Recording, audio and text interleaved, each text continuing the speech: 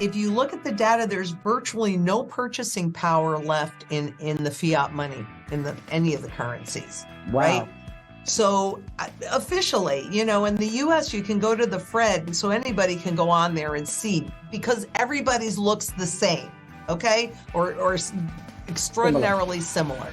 So if you go into the FRED, the Fred, which is the Federal Reserve Education Department, and in that little search bar, you put in purchasing power of the consumer dollar, purchasing power of the consumer dollar. What you're going to see is that officially we have roughly 3 cents left out of that original dollar's worth of purchasing power. Yeah. So there's no purchasing power left. They have to attack principle, which is what the negative interest rate experiment was about.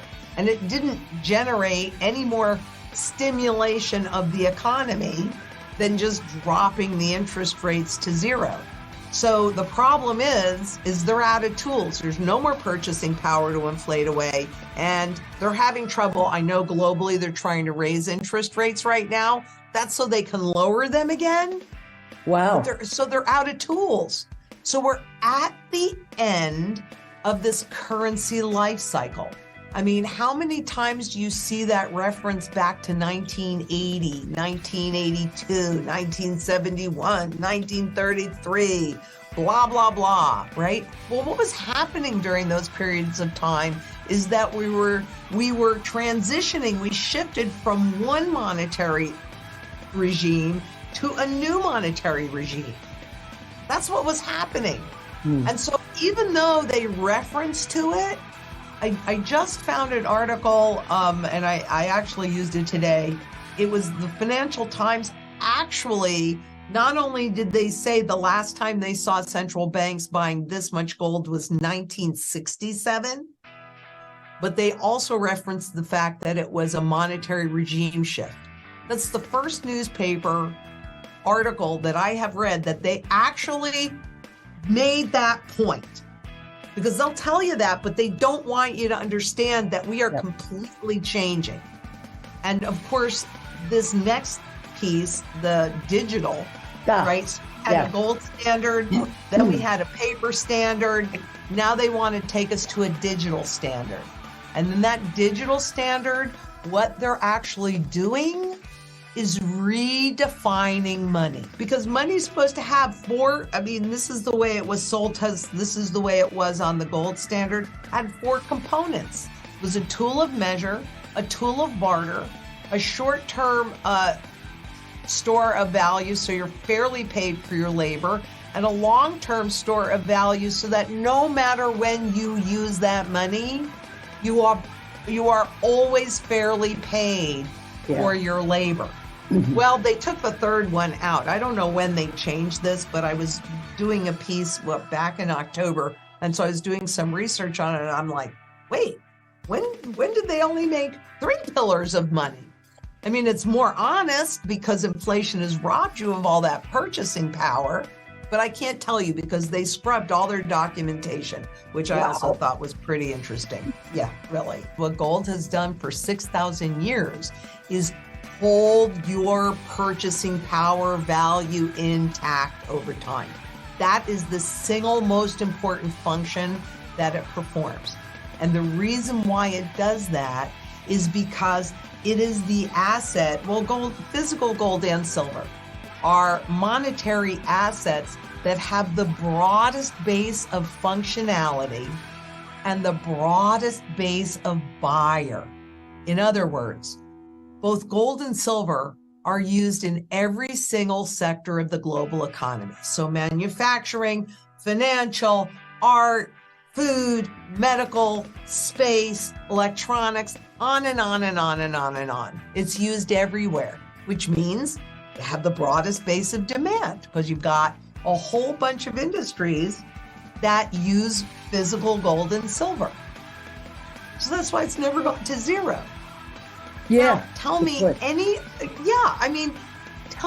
any other asset or any other asset class that can be used in every single sector.